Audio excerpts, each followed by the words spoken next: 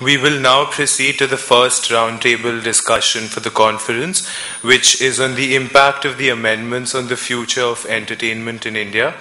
On the stage, we have with us today first our moderator for this roundtable conference. That's Mr. Madhukar Sinha, who, as the Registrar of Copyright and a Director at the Department of Higher Education in the HRD Ministry, was actually instrumental in drafting most of the amendments that were passed by the Parliament in the Copyright Amendment Act. Mr. Sinha has also been a negotiator for India at WIPO and has participated in negotiations on education services at the WTO. Currently, he is a professor at the Center for WTO Studies. Please let's welcome him by giving him a hand. You brought me very complaining Can we leave the introductions? I'm sorry, because we are short of time. Good afternoon, everyone. We pay for the sins of our ancestors. In this case, the previous sessions have overshot the time. So rather rudely, what I have decided is that my co-panelists, or rather the people on the table, they don't require introductions. They are too well known to be introduced. But what I will do is very briefly introduce them. Kulak Bagchi is a stalwart from Star. He and I have spent many hours discussing the status of copyrights in the television industry. Rajesh ji, he has already introduced himself from Simca. Simca was one of the reasons why the amendments took a very close look at the working of the copyright societies, the way they were working. Simca made very strong presentations before the Ministry of HRD during the course of our consultations. And of course, Anjum Rajabali he has introduced himself.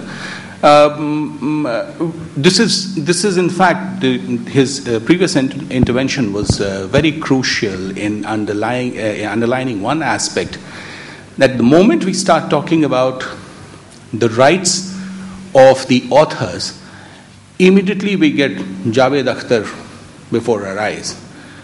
And Javed Akhtar not as a film writer, that Salim Javed is long forgotten. Javed Akhtar is now the foremost lyricist in the country, at least in the Hindi movie circuit.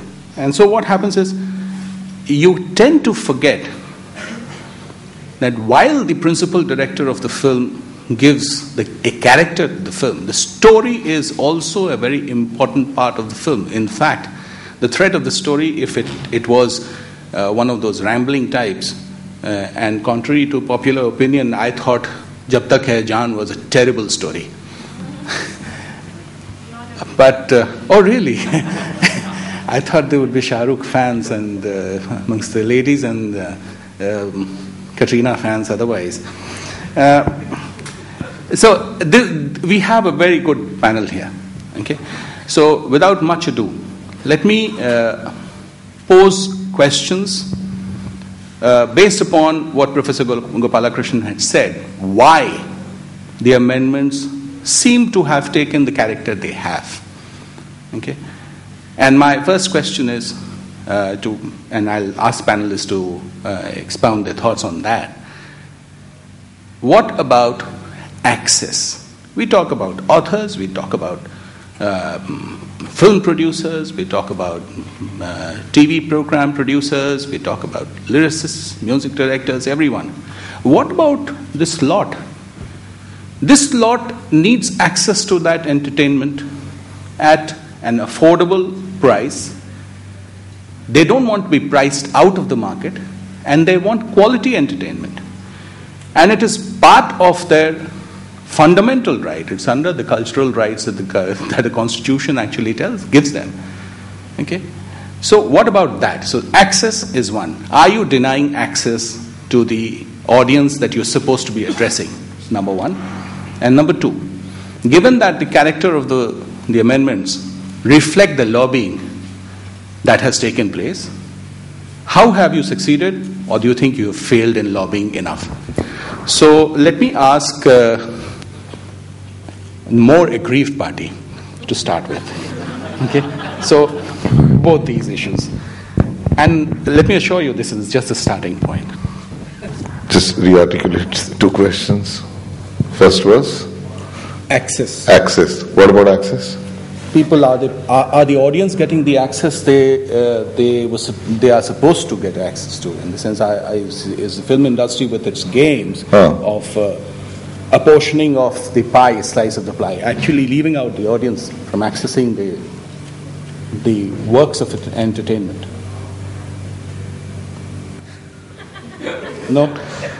Have you failed lobbying your interests? Let's start with that. No. See, repeatedly, let me just go to the second point first, because the first one I may not be able to speak much about. I thought there's enough access available. There are just theatres and multiplexes mushrooming everywhere. You're finding television sort of requisitioning so many films. Now they're going to come on the net, mobile, piracy. Of course, it's video libraries all over the place. Yeah. No, I have been a great supporter of piracy, by the way. Supporter of piracy, wouldn't have been able to see so many great films because the economics of the distribution trade don't allow those films to actually come here legally. Unfortunately, I mean, there's something wrong there. But anyway, so it's a fact. I mean, that piracy has been quite rampant in India, and we've gained, in some sense, educationally from it. But the second one, see, I also want to make a point here that, which I'm afraid Arun also in a very sort of gentle way touched upon, that he felt that it was the case was one perhaps which had as much to do, the winning of the case had as much to do with the personality and the flamboyance of the lawyer than necessarily the merits of the case. I'm not so sure about that. I mean, Jalsa was hugely effective, undoubtedly. But it's also the constituency which he was representing had a rather genuine sort of case there for, as I said, legislative intervention, because the situation was and continues to be actually contractually, which we can of course discuss, rather questionable. Okay, so in that sense I'm saying the lobbying did work to a certain extent. I mean, as we are all aware that this kind of these clauses, particularly say the one about non-assignability of the right to receive royalties, is not present in any other country except Germany. And then that also, I think you were explaining to me in the morning, that given the culture of jurisprudence that we've had in India, which follows the UK model, it's very exceptional, even internationally. I don't know what the further amendments will be, whether that sort of fair balance that we are seeking eventually will come about, but I do feel that, of course, from our point of view, that this shock to the system, I think, was essential right now to ensure that at least we are now all sitting across the table and talking about it. So we are engaged in negotiations with channels, with studios, union to union, to ensure that essentially it is that collective bargaining which should be the determining vehicle, determining engine for what the contractual arrangements are likely to be, rather than each time falling back on the law. But because that wasn't happening, okay, this had to happen, and ironically, because this happened, this is happening now. Okay, so therefore I feel that in that sense, actually, you call it the lobbying or whatever it is, but the fact is, Madhukar, that it has spawned some very constructive ripples and implications of that. And there is a very healthy culture now being initiated of actually collective bargaining. So in that sense, I feel that for me is more important. Okay, because there are a whole lot of ambiguities here that we realize, even in the rules and regulations, because the industry is so complicated. I mean, film industry we are looking at, you look at television, I mean, it's mind-boggling. I mean, these people deal with television, they're more aware of it than I am. The kind of protocols and the kind of sort of permutations and combinations which take place, I mean, particularly in the writing field. I mean, lyricist, one song. Music composer, one song. Film, in terms of writing, one film, and there might be like literally 18 writers at different levels of contribution, different weightages. How do you determine what the royalties will be? You can't expect Parliament to each time debate that and work out elaborate rules. We will have to figure that out and work out certain protocols within ourselves. That, I feel, has been the most constructive impact of this amendment, that we are now actually taking up those issues. And I'm sorry to say this, even though Kulak is sitting here, they would never have taken it up had this not taken place. As I mentioned from there, I mean, you called me an aggrieved party. Let me live up to that. 3.5 years. 3.5 years of repeatedly sending the Producers Guild and the Television Producers Lobby. I mean, repeated reminders, folding hands, coercing them, blackmailing them, enticing them, they refused to come to the table. This amendment took place within a month flat. They were sitting across the table saying, let's talk. Now we need to discuss this thing. So I feel that's a good thing. I mean, it spawned this culture. Any responses, Pulak? Yeah. I hope I'm audible. Yeah, I think I am. Yeah. As Madhukar rightly pointed out, access is a fundamental question that we live in every day. Just to lay some context, access in India, or rather, right to access content for free is legislated in India. It's a big statement, I know, but how does it go about? Let me give you some illustrations. The television industry has a regulator, the TRAI. It also has a sectoral tribunal, the TDSAT. What does TRAI say? It says that any cable operator, any DTH operator that comes to you is entitled to your signals on a must-provide basis. Remember, 95% of this country is being served by analog cable operators who do not give you adequate declarations even. So you have no idea who is receiving your signals, where your signals are flowing, who are your viewers, and yet you have to supply signals on a must-provide basis. So statutory license in the copyright framework has happened right now, while we have been dealing with it for the last decade or so.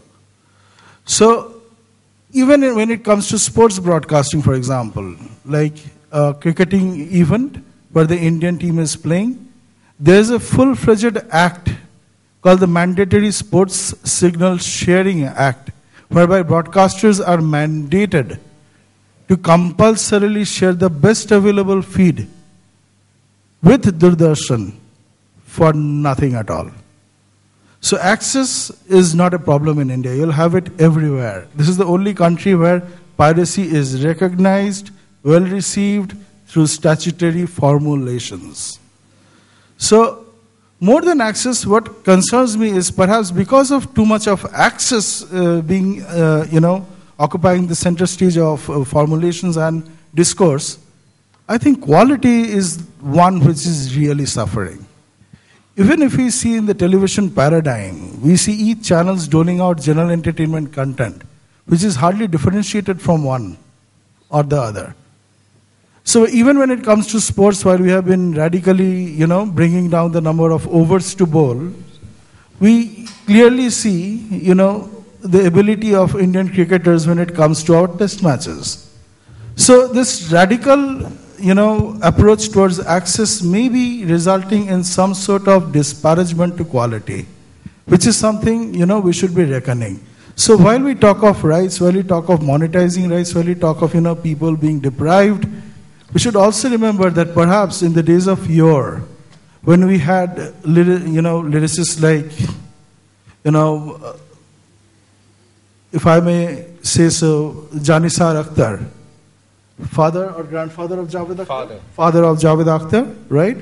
He died in penury, but the compositions that he came up with was mind-boggling. So perhaps we need to do a fine balancing act in finding the right answers. So like Anjum rightly mentioned, that these problems have been historic. What we need to understand fundamentally is that whether these amendments have really focused on the right solutions, or is it that we'll have to find solutions within this particular framework, which is presently a challenge. Because what we see right now is a fragmentation of rights that has happened across the board. And negotiating points have become multiple rather than from being single. So are we going to be caught up in bargaining, or are we actually going to end up working? That's essentially the question that we'll have to answer.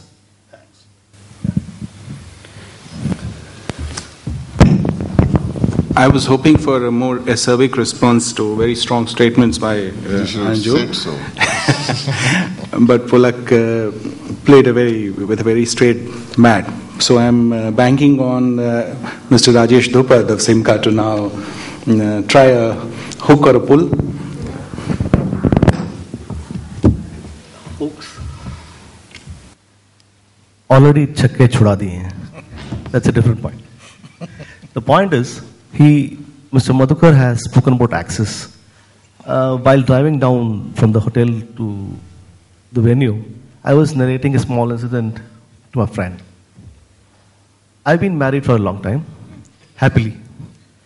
And all these years, I was wondering, I'm a musician myself, I'm an artist, I'm a singer, I'm a composer, and a music label myself, music producer. I was all these years, in the heart of my hearts, a bit sullen about my wife not being a music lover. Because I'd never seen her listening to music. Last year, she happened to purchase a mobile phone. And that day was the turning point in my life. I have been now seeing that she listens to music every time. That's access for you.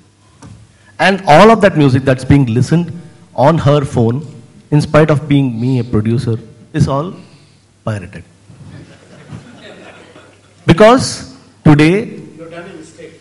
You bought her mobile very late. Mm-hmm. That's a mistake. Last year you gave her mobile. That's a mistake. The point is, today music is listened to by people much, much more than what it was earlier. But the monetization of music has gone down primarily because of piracy. All this talk about monies going to different areas and different agencies and different forces is fine. But my point is, if the money would flow into the system, it would definitely flow into the various agencies by itself. Because the money is not flowing into the system, we find that from last 15 years, the music industry of India has almost gone bankrupt. There has been no legal music coming out apart from film music.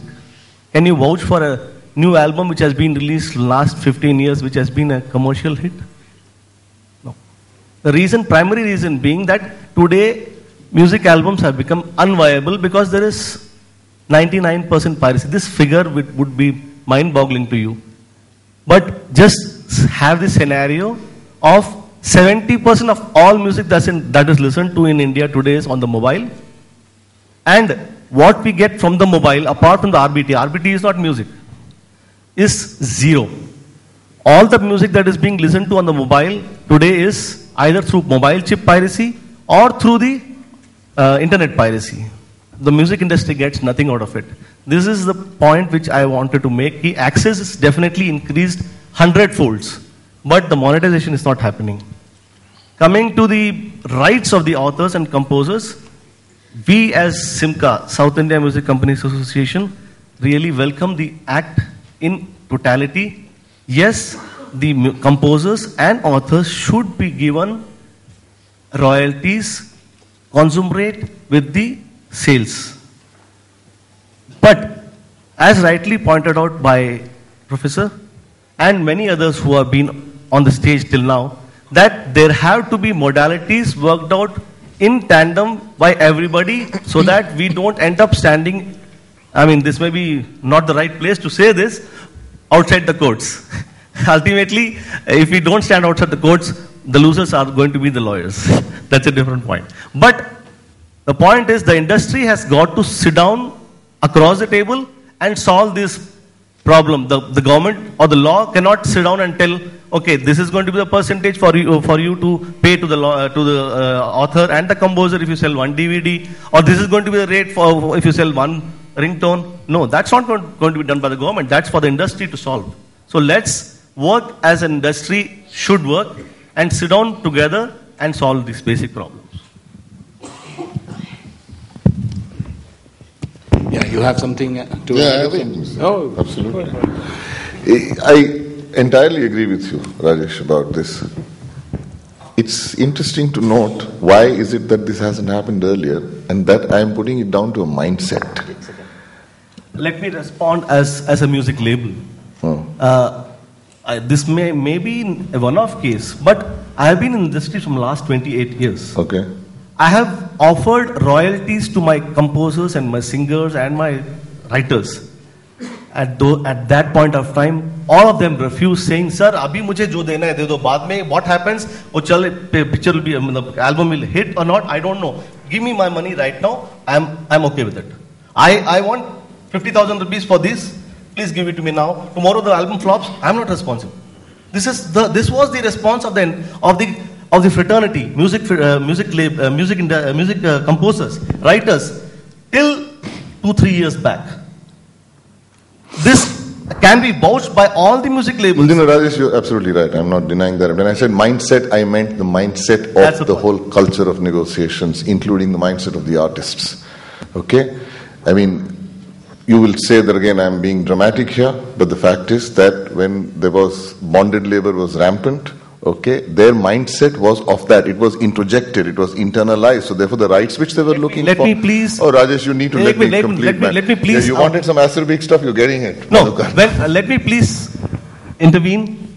Let us not talk about zamindari and bonded labor. That's all words which are beyond. I don't think you can put a gun to some writer and ask him to write a song for you. That's never possible. You can't create a song by putting a gun to somebody's head. You write this song for me for 10 rupees, I will not pay you more. That is not the way how a song is made. Oh well, I was hoping to not go into examples, but okay. I'll tell you what. I will grab Rajesh's microphone. So that he can let me complete. I'll give him 1 minute at least. At least. Thank you. You know, the Act got amended in June. It was notified on the 21st of June. Okay, gazetted. Right? Even after that, I'm talking about, I'll give you 2 examples. Okay, since Rajesh has actually brought it down to that. There are about 5 large filmmaking corporations, 5 large studios who effectively control 70% of the business in Bombay. I'm talking about 2 of these right now, and I'm not going to name names. Both of these have international affiliations, which means their parents or their collaborators are aware of practices which are prevalent in UK, US particularly. They have a release form. Okay, Rajesh, this should be of interest to you. Now, when a writer wants to submit a piece of work, I'm talking about screenwriting now because I'm not so familiar with how the lyricists deal with it, Javed Saab should have been here. Release form, that means I am submitting some work of mine which I have written on speculation, and I want the studio to consider it. If the script is worthwhile, then maybe they should produce it, and then we can get into a contract. They have a release form which I have to sign. In that release form, there is one particular clause which